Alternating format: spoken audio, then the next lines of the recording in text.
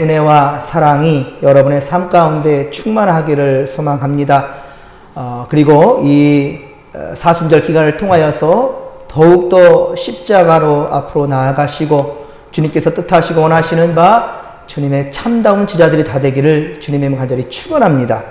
오늘은 사순절 37일째입니다. 그리고 내일은 특별히 고난주간 넷째 날로 세족 목요일이 됩니다.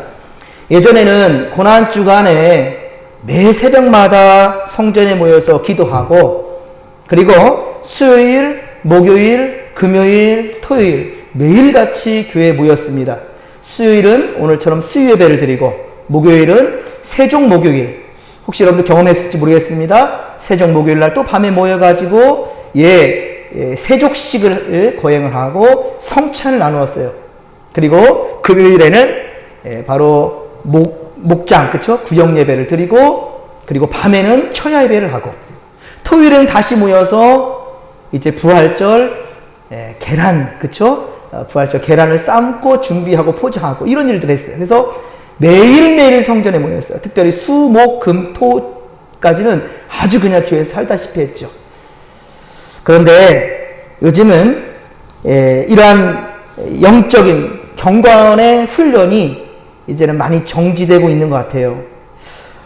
요즘은 바쁘다는 핑계로, 그렇죠?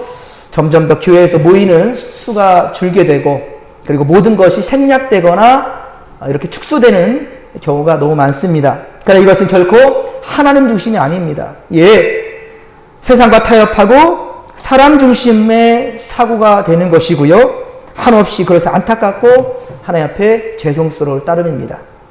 오늘은 이제 미리 내일 밤에 있을 세족식에 대한 그 내용을 우리 함께 보게 됩니다. 그래서 이 세족식을 통하여 우리 주님의 사랑을 깨닫는 시간 되기를 소망합니다.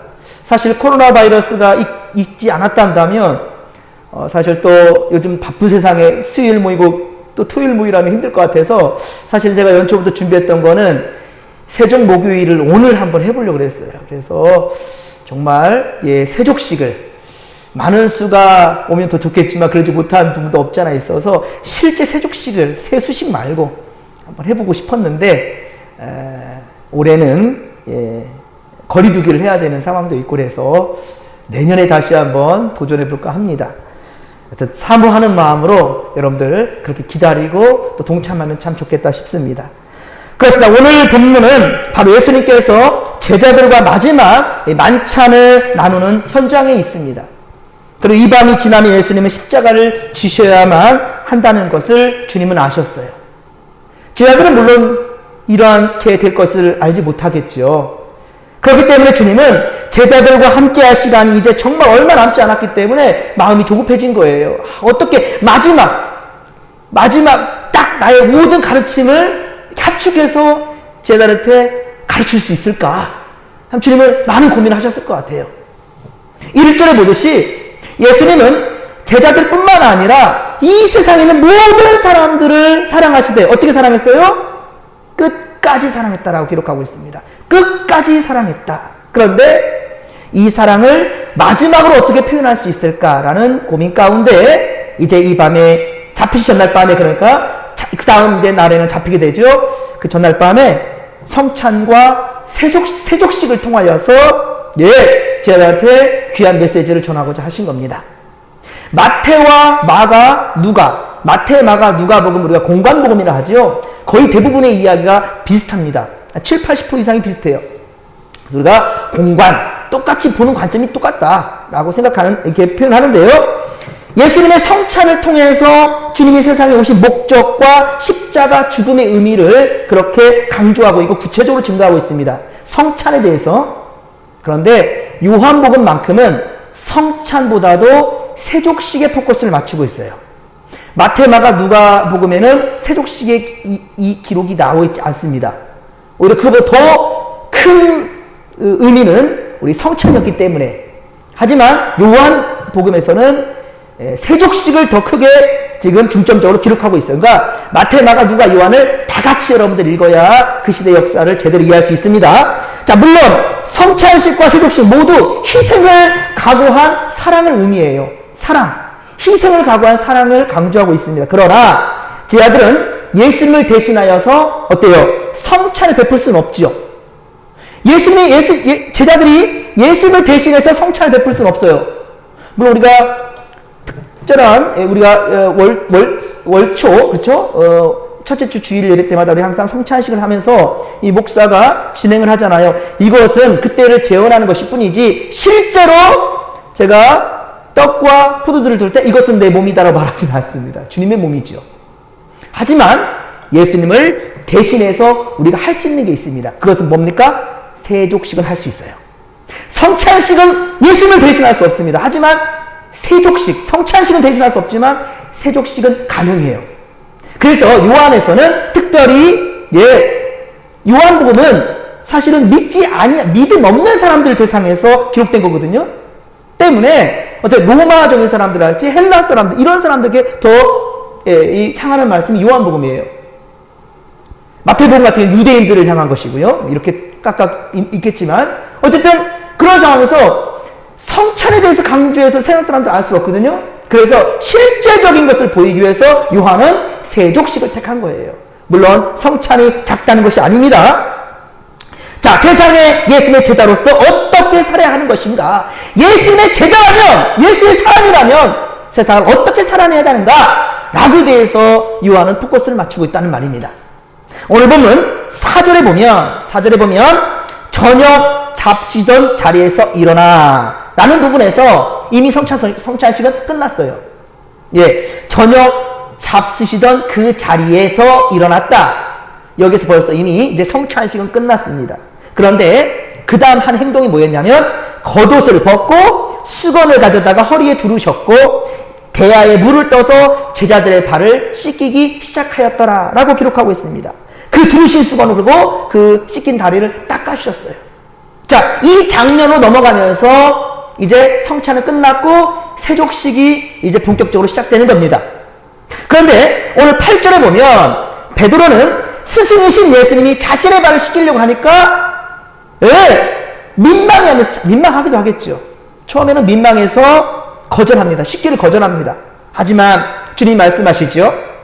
만일 너의 발을 내가 씻기지 않으면 너와 나는 상관이 없다 라고 말씀합니다. 그러니까 베드로는 뭐라 합니까? 깜짝 놀래가지고 그러면 나의 발뿐만 아니라 머리부터 발끝까지 다 그냥 머리와 손과 다 씻겨달라고 그렇게 부탁합니다. 그러자 예수님이 뭐라 말씀하십니까? 이미 목욕한 자는 발밖에 씻을 필요가 없어 라고 말해요. 이 무슨 의미일까요? 이미 목욕한 자다. 무슨 말이에요? 바로 예수 그리스도를 영접한 자. 그렇죠?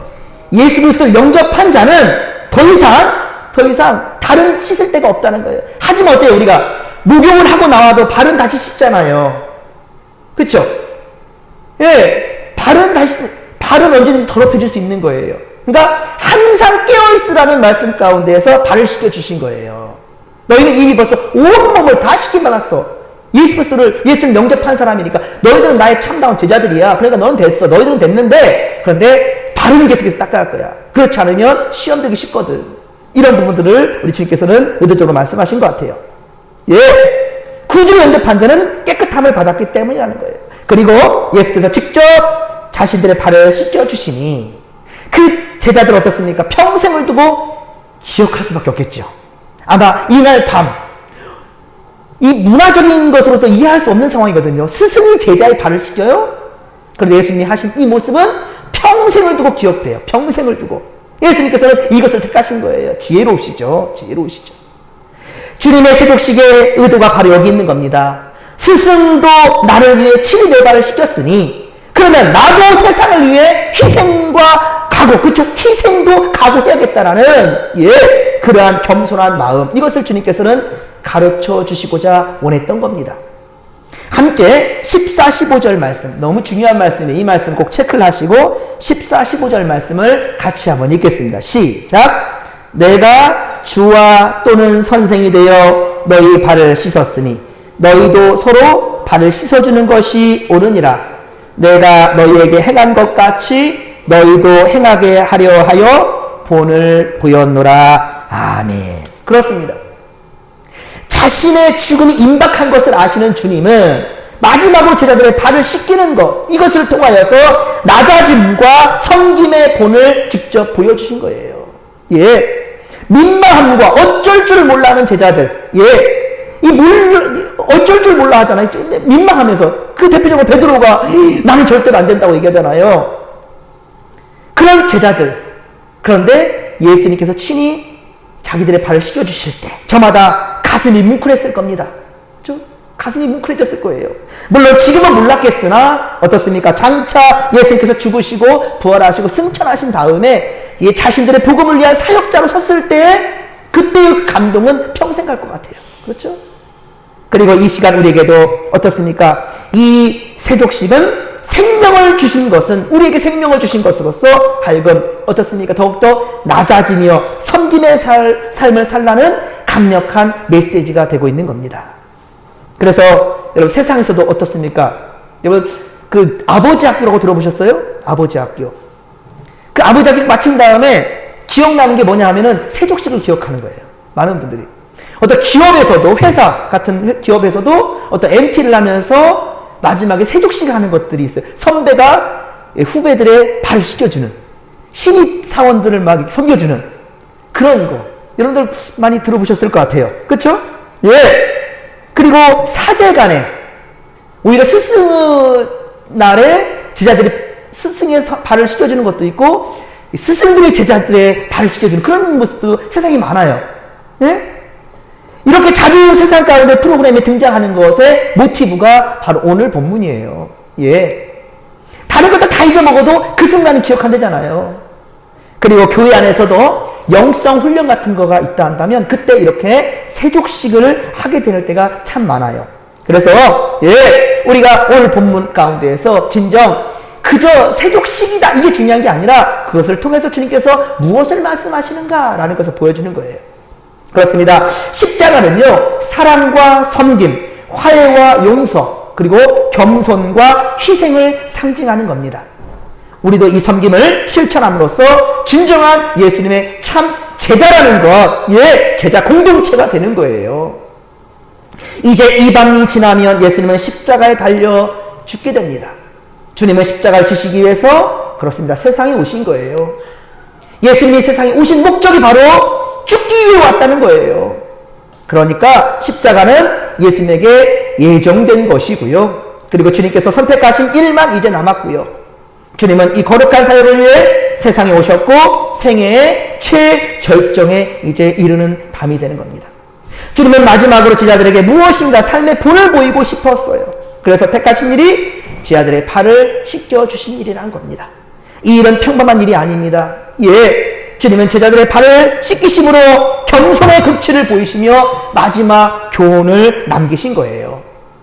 그런데 우리가 오늘 성경에서 눈여겨봐야 될 점이 또 한 가지 있습니다. 세족식을 통해서 예수님이 제자들에게 섬김의 본을 보인 것, 이거 알겠어요. 그런데 또 한 가지가 있습니다. 예, 우리가 눈여겨봐야 할 것이 한 가지가 더 있는데 그것은 주님께 발 씻김을 받은 제자 중에 누가 있었더라? 가룟 유다도 있다는 거예요. 가룟 유다도. 그래서 예수님은 이것을 아시면서도 그의 발을 씻겨주신 겁니다. 어쩌면 그 순간이 유다가 회개할 수 있는 마지막 기회였을지도 몰라요.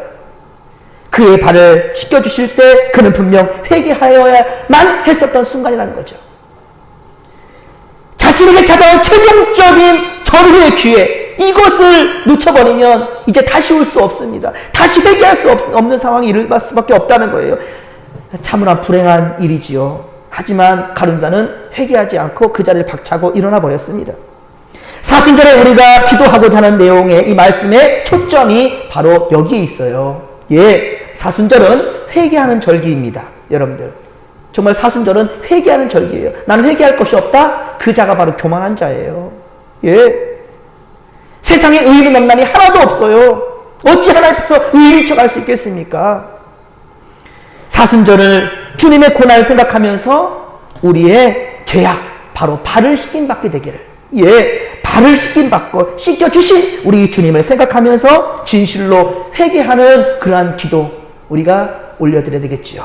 그렇습니다. 회개가 실종된 사순절은요, 아무런 의미가 없어요. 예.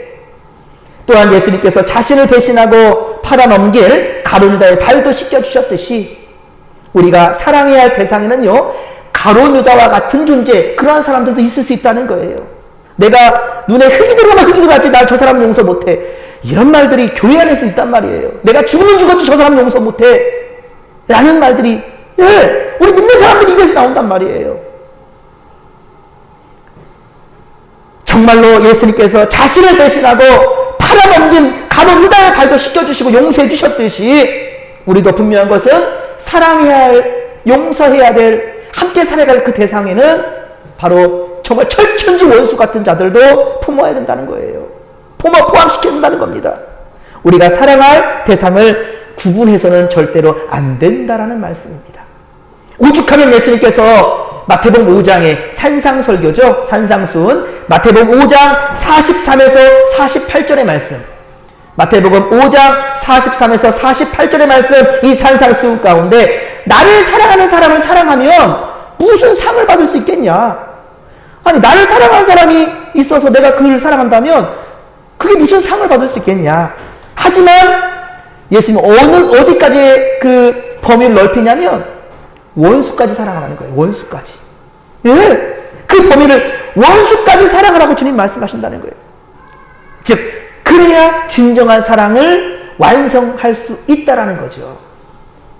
주님은 이 땅에 오신 목적을 마태복음 20장 28절, 여러분 너무 잘 아는 말씀이죠. 마태복음 20장 28절과 마가복음 10장 45절, 마가복음 10장 45절 똑같습니다. 말씀 하나 안 틀리고 글자 하나 안 틀리고 토시 하나 안 틀리고 똑같아요.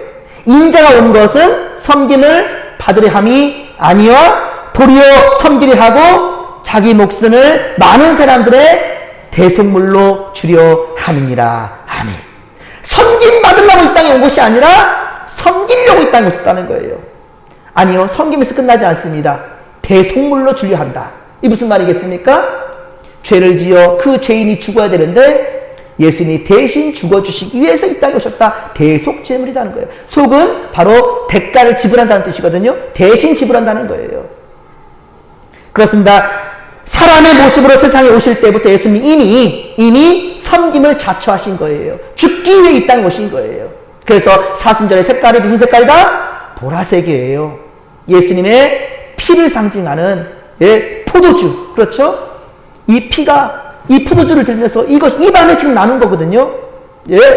세족직과 우리 성찬식이 이루어지는 그 자리에서 예수님은 포도주를 들면서 이것이 나의 피다. 언약의 피다. 그래서 사순절의 색깔이 보라색이에요. 그러니 이때는 우리가 어떻습니까? 자나깨나 십자가를 바라보고 무슨 일을 하든지 어때요? 주님의 은혜를, 그쵸? 주님께서 대속제물이 되어주셔서 죽어주신 그 은혜를 잊어버리면 그는 예수님이라고 할 수가 없어요.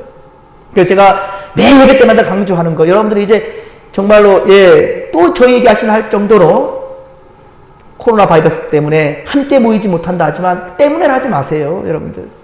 예, 부탁드립니다. 이제 정말 이번 주 얼마 남지 않았거든요. 삶의 자리에서 최선을 다해서 예배하시기 바랍니다. 예, 영상으로 또 녹음을 해가지고 드려지는 것들 우리가 모두 함께 예배 자리에서 함께 하지 못하더라도요, 하나님은 여러분의 성실함을 보시길 원하신다는 거예요. 최선을 다해 코람대 하나님 앞에 예배하기를 간절히 빌고 소망합니다. 주님은 요한복음 12장 24절에 말씀합니다. 한 알의 밀이 땅에 떨어져 죽지 아니하면 그 한 알 그대로 있고 죽으면 많은 열매를 맺게 될 것이다 라고 주님 말씀하셔요. 밀은 죽어야 된다. 그 씨가 죽어야 그 죽음으로 말미암아 뿌리를 내리게 되고 줄기가 나오고 열매를 맺게 된다는 거예요. 죽어야 된다는 거예요. 내가 죽지 아니하면서, 내가 손해보지 아니하면서, 내가 손해보지 아니하면서 생명을 살린다고 말한 그 자체가 거짓말이라는 거예요. 하다못해 전도하려면 어떻습니까? 사탕 하나도 살 수 있어야 돼요. 커피 한 잔 사야 됩니다. 제가 말씀드리잖아요. 여러분들 나누려고 처음에는 마스크를 준비했는데 사람들 만나는 거 거리감을 돌려가고, 목사가 왔다면 요즘 교회가 많이 지탄을 받기 때문에 다들 싫어하잖아요. 그런데도 불구하고 마스크를 끄집어내면 다 좋아하더라고요. 얼마든지 우리가 전도할 수 있습니다. 물론 어떤 사람들은 저 물질공사한다 할 수 있어요. 괜찮아요. 그것이 목적이 아니니까. 그쵸? 그것을 통하여서 예수 믿게끔 하기 위한 것이죠. 그런데 여러분 이 사순절 어떻게 보냈습니까? 제발 부탁드립니다. 여러분 이 사순절 기간 동안 최선을 다하여서 십자가를 경험할 수 있게 되기를 주님의 간절히 축원합니다. 축원합니다. 죽어야 된다는 거예요. 내가 손해볼 줄 알았다는 거예요. 우리도 자기 희생과 봉사 없이 섬김만을 받으려고 한다면 무늬만 성도인 것이지, 무늬만 교회일 뿐이지, 우리는 생명 살리는 성도도 아니요 하나님 기뻐하는 교회도 될 수 없다는 겁니다. 교회는 모든 성도들이 서로 섬겨야 평안하고 든든히 서갈 수 있는 거예요. 교회는 섬김 받는 곳이 아니라 섬기는 곳이에요. 서로 섬기려고 무슨 일을 딱 해야 된다 하면은 그냥 앞장서가지고 앞다퉈가지고 먼저 그 일을 감당하려고 하는, 그런 분들이 모인 곳이 건강한 교회라는 거예요. 그리고 그것이 어떻게 됩니까? 그것이 흘러 넘쳐야 되는 거예요. 그 배에서, 여러분의 배에서 생수의 강이 흘러 넘쳐야 되는 겁니다. 흘러 넘치지 아니하면 그 샘은 어떻게 됐습니까? 썩어요. 샘은 계속해서 물이 어때요? 차고 넘쳐 흐르죠. 그래야 그 물은 살아있는 물입니다. 생수가 되는 거예요. 우리는 그런 생수 공동체, 생명의 공동체가 되어야 되는데 그 물이 고여있어 썩어 있으니 그 물을 어떻게 나눌 수가 있겠습니까? 우리도 못 먹고 이것도 나눠줄 수 없어요. 그렇습니다. 사랑하는 성도 여러분, 우리는 주님께서 부탁하셨듯이 정말로 예수님께서 우리에게 선생과 스승이 되어 우리 발시켜 주셨듯이 우리도 그 마음 그대로 세상을 섬겨낼 수 있게 되기를 주님의 간절히 축원합니다. 세상의 빛과 소금이 된다는 거예요. 소금은 자신을 녹아내야만이 음식이 맛깔나게 돼요. 빛은 어떻습니까? 자기를 태워야, 우리가 초로 많이 생각하는데 초는 자기 몸을 태워야 빛을 낼 수 있는 겁니다. 자신을 희생하지 않고서는 소금, 빛, 그 능력을 나타낼 수가 없습니다. 그렇습니다. 사랑하는 성도 여러분, 끝까지 사랑하신 그 사랑의 완성을 위하여 주님은 한없이 낮아지며 한없이 헌신과 희생의 길을 걸었단 말입니다. 그리고 그것을 이루는 사랑의 정신인 겸손을 가르치시고자 바로 이 세족 목요일, 바로 이때 성찬과 세족식을 주님께서는 보이신 겁니다. 우리도 제자들의 발을 씻겨주신 예수님의 겸손을 배우시기를 원합니다. 배워야만 합니다. 그리고 십자가의 보혈로 죄를 씻어주신 우리 주님에게 거듭날 삶을 다짐해야 할 것입니다. 예수님은 섬김으로 수많은 사람들의 영혼을 치유하시고 영생으로 인도해 주셨어요. 우리도 섬기는 삶으로 죽어가는 영혼을 바로 영생으로 인도하는 그러한 구원의 통로가 된다는 거예요. 참 이런 말도 우리가 많은 잘해요. 구원의 통로가 된다. 그런데 정말 우리가 그런 존재가 되고 있습니까? 입만 살았다 가는 이유가 뭐겠습니까? 행동이 뒷받침되지 못하기 때문이지요. 그래서 행함이 없는 믿음은 죽은 거예요. 그래서 예수님께서는 이 선을 행하라고 직접 본인이 제자들의 발을 씻겨 주신 겁니다. 하늘의 신령한 복과 땅의 기름진 복, 우리 항상 말하지만 어떻습니까? 내가 누리려는 것, 이것을 남들도 똑같이 누리길 바라는 마음 진정이 있습니까? 오히려 항상 말하는 하늘 신령한 복과 복은 땅의 기름진 복이라는 말이 우리 또한 역시 그저 상상 속에나 있는 일들, 막연히 그냥 바라보는 것들, 이거 아닙니까? 여러분, 실제로 여러분들이 그 삶 가운데 그 은혜를 누리며 살아야만이 다른 데에 가서 누구든지 누구에게든지 자랑할 수가 있는 겁니다.